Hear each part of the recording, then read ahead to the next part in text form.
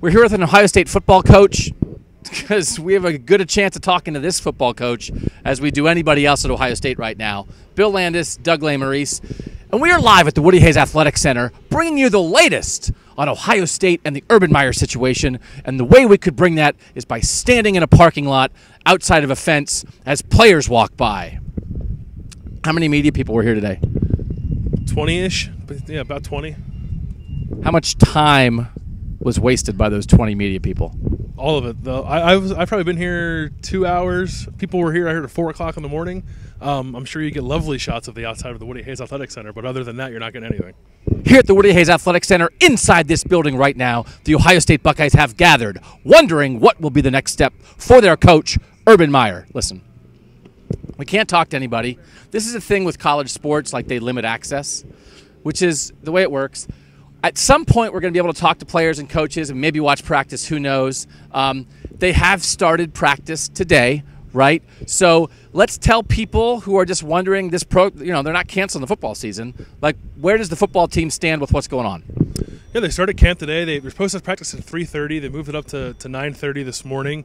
They have meetings and stuff today. I think what we were told by a spokesperson is they're going to be in here all day, and it's sort of business as usual. Urban Meyer's not here, but they are continuing with their preseason camp plan. I don't think anything has changed. We haven't talked to any of the coaches to know that for certain, but it seems like everything's proceeding as normal or as normal as it can.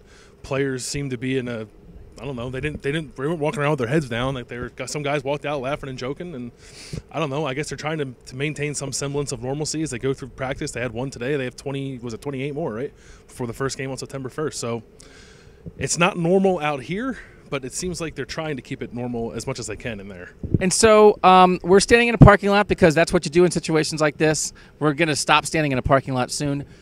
We're guessing, right? How much do you think things will proceed as normal with the start of camp? Because Ryan Day's taken over, all the other assistants are here. What is the result of Urban Meyer not being there?